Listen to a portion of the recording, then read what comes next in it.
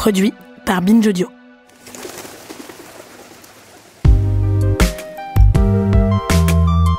Utiliser sa passion de la poésie pour faire de l'humour, il fallait y penser. Popésie s'amuse à le faire depuis 2016.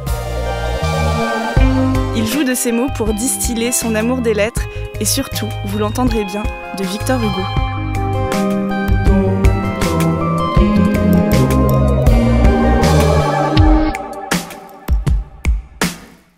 Déjà, moi, j'ai l'impression d'être un peu un passager clandestin de la littérature. C'est-à-dire que j'ai grandi dans un milieu où il n'y a pas du tout de livres, où on ne lit pas. Et dans l'appartement de mes parents, il y avait toujours un tas d'une dizaine de livres, reliés un peu du faux cuir marronasse, vraiment pas beau, genre une petite collection de classiques de la littérature. Des livres que personne ne touchait. Ça me paraissait des objets vraiment étranges. Et il y avait l'aspect, il y a ça des fois dans certaines familles, d'avoir des livres à la maison pour avoir des livres. Donc voilà, j'ai passé mon adolescence sans trop être un grand lecteur. Et j'ai commencé à lire à cause de l'école. Et en fait, très vite, avec les copains, le prof de français, il nous parle de ses classiques de littérature. C'est un peu chiant, faut dire ce qui est. Donc on fait des blagues.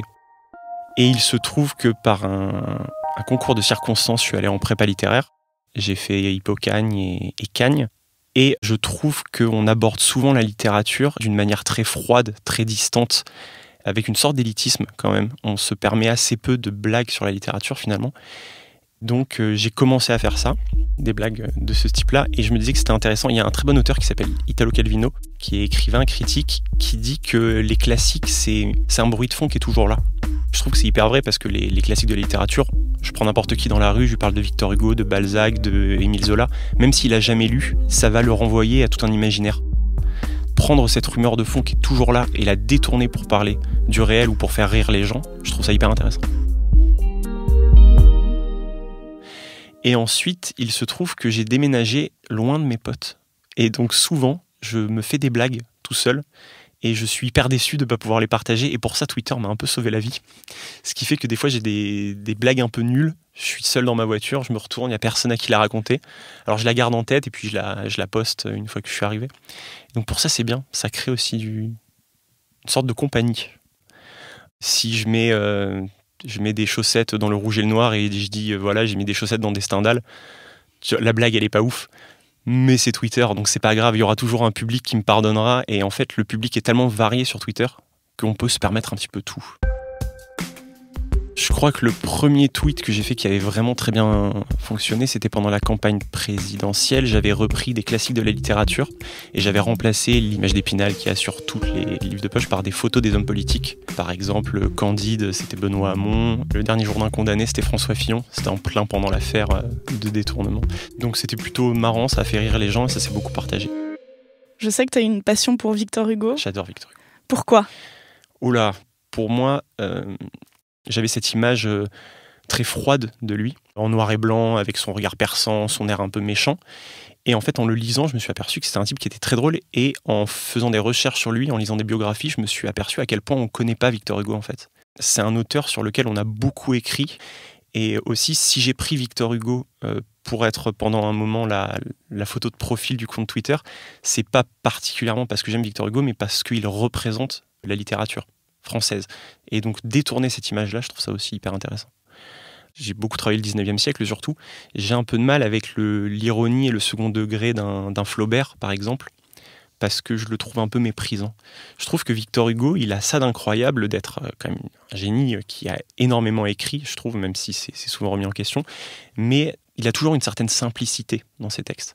C'est pour ça que moi, en tant que prof, j'étudie systématiquement, quel que soit le niveau du Victor Hugo avec les élèves, parce que je peux prendre un poème que des sixièmes comprendront et je peux prendre un roman que des universitaires comprendront aussi. Enfin, il s'adresse à tout le monde. Il y a quelque chose d'universel chez Victor Hugo. Très très souvent, quand il y a des gags sur Victor Hugo, on me notifie dedans et donc j'aime beaucoup participer. Je trouve que c'est très drôle de détourner la chaîne. En l'occurrence, il fallait prendre le début du poème Demain dès l'aube, Demain dès l'aube à l'heure où blanchit la campagne, et transformer Je partirai avec un gag. Et donc changer le nom de Victor Hugo, faire un jeu de mots. Moi j'ai mis Demain dès l'aube à l'heure où blanchit la campagne, je partirai hyper vite, Victor Turbo. J'avais fait il y a très longtemps de ça, avec un ami dessinateur aussi, le gag Demain dès l'aube à l'heure où blanchit la campagne, je ne partirai pas en raison d'un problème sur la voix. C'était Victor Hugo. Et donc ça c'est des gags qu'on fait beaucoup. Un de mes tweets qui a le plus marché de toute mon histoire sur Twitter, c'était Victor Hugo Kebab. Parce qu'il y a un Victor Hugo Kebab à Lyon, et c'est très drôle. Et j'avais repris Demain dès l'aube en le liant à le personnage aller chercher un kebab en fait dans l'histoire. Et ça, les gens ils aiment bien parce que on parlait de rumeurs de fond tout à l'heure, l'expression d'Italo Calvino. Demain dès l'aube, c'est, je pense, le poème le plus étudié. Et c'est pour ça que ces chaînes et ces détournements fonctionnent tellement sur Twitter, parce que c'est très simple dans l'exécution, tout le monde peut le faire, il n'y a pas besoin de créer d'images, etc. Il suffit de faire un jeu de mots, ça tout le monde en est capable. Et en plus, ça invoque des références universelles que tout le monde a. Et toi, tu te sens un peu lié à une communauté quand tu fais ça, ou tu le fais juste pour le fun ? Ah, mais non, mais alors, il y a toujours une question de communauté sur Twitter, parce que ça fonctionne par cercle. Et quand on fait un gag, quand on fait une blague, et qu'on voit qu'elle est reprise, que des gens rajoutent des blagues par-dessus, c'est hyper enrichissant. Il y a quelqu'un, un peu véhément sur Twitter, qui m'avait dit c'est quoi une blague littéraire ? Ça n'existe pas. Et j'avais fait une blague en disant c'est Émile Zola qui rentre dans un bar, puis devient alcoolique comme son père. Donc là, le gag, c'est vraiment de prendre la blague type, c'est quelqu'un qui rentre dans un bar, sauf que là, je mets un auteur à la place et je fais un gag sur sa littérature. Émile Zola, souvent, il y a la question de l'hérédité qui est centrale. Donc la blague, il rentre dans un bar et il devient alcoolique comme son père. Donc il y a la famille, l'alcoolisme, tous les thèmes chers à Zola. Et en fait, pas mal de gens, quand je dis pas mal de gens, des centaines de gens ont ajouté des blagues. C'est Victor Hugo qui rentre dans un bar, c'est Balzac qui rentre dans un bar et qui le décrit pendant 120 pages. Et donc les blagues se sont accumulées. Et dans ces moments-là, quand en fait tu fais une blague et que ton tweet t'échappe et qu'il est repris par des centaines de personnes et même des gens que tu ne connais pas, on est tous réunis autour de références communes. Et c'est ce que j'aime vraiment particulièrement dans le fait qu'en France, l'école, l'instruction soit gratuite et obligatoire, c'est que ça nous permet à tous aussi d'avoir un fond culturel commun qui fait que malgré tout, on est tous unis par des références communes.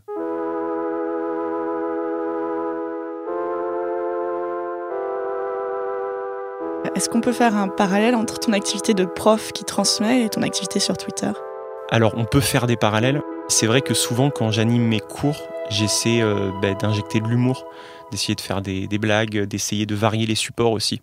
Si on étudie Victor Hugo, par exemple, si on étudie Les Misérables, qui est quand même un livre très compliqué, pour des quatrièmes par exemple, je vais le mettre en parallèle avec des extraits du manga. On va étudier pour voir à quoi ça ressemble avec le jeu vidéo de bagarre qui s'appelle Arm Joe, dans lequel on peut se taper avec Jean Valjean, Cosette.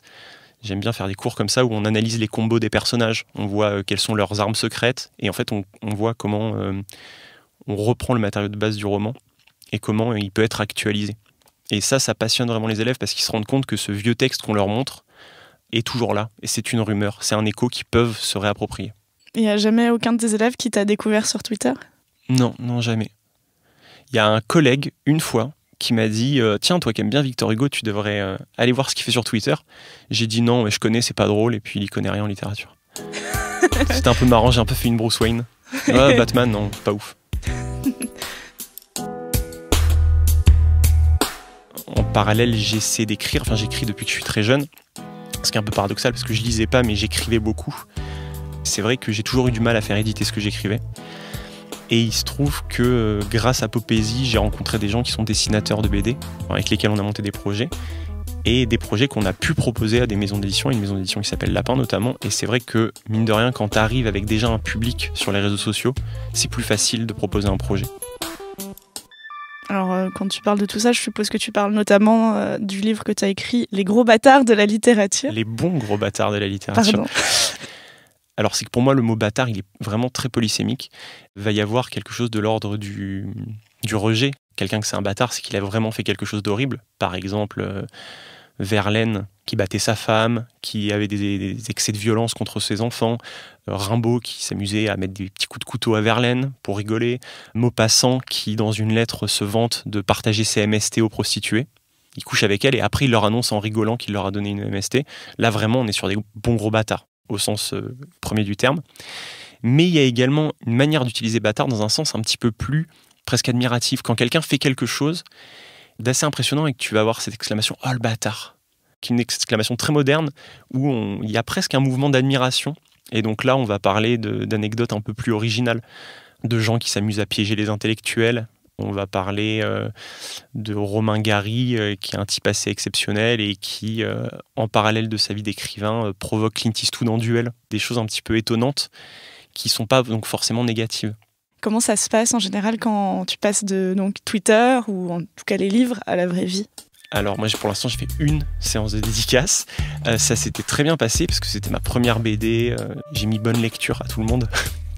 Donc c'est cool, mon dessinateur il a fait un beau dessin, moi j'essayais vraiment d'échanger avec les gens, de parler. Faut pas faire de faute d'orthographe en plus. Faut pas, ça fout une pression ça.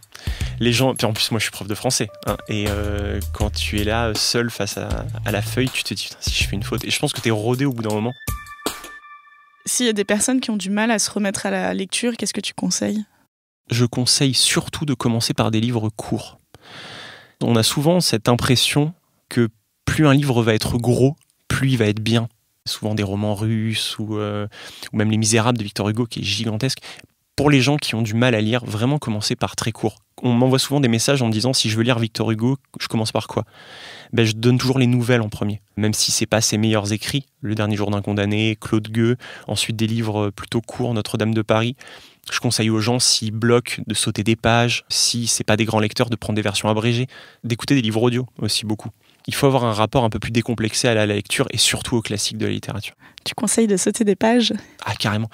Pour les gens qui sont pas de bons lecteurs, il y a parfois des parties de Victor Hugo qui sont d'une lourdeur assez abyssale. Je pense que mon roman préféré de toute l'histoire de la littérature, c'est L'Homme qui rit de Victor Hugo, parce qu'il a une place assez particulière dans mon parcours de lecteur. Mais il y a des pages entières où Victor Hugo, il recopie des généalogies d'aristocrates anglais. Et sauter les pages, là, c'est pas grave. J'ai envie de dire que le plaisir du lecteur doit passer avant. Et puis, il faut pas se forcer à lire les classiques. Si t'as pas envie de lire un classique, le lis pas, tu liras plus tard. C'est pas grave. Ou tu liras pas du tout. Toi, tu peux être ami avec quelqu'un qui lit pas du tout ? J'ai énormément d'amis qui ne lisent pas du tout. Moi, comme j'ai dit, je viens d'une famille où on lit pas du tout. Après, si c'est un rejet épidermique de la lecture, vraiment quelqu'un qui dit « Ah non, je lis pas, ça m'intéresse pas », ça peut être intéressant d'essayer de comprendre pourquoi. C'est souvent qu'il y a eu un rapport conflictuel avec la lecture, notamment à cause de l'école ou à cause des parents qui vont forcer à lire, etc. Moi, j'essaie de pas trop forcer. Mais non, ça pose pas du tout problème, les gens qui lisent pas. Je crois que ça doit être la chose qui me touche le plus sur Twitter.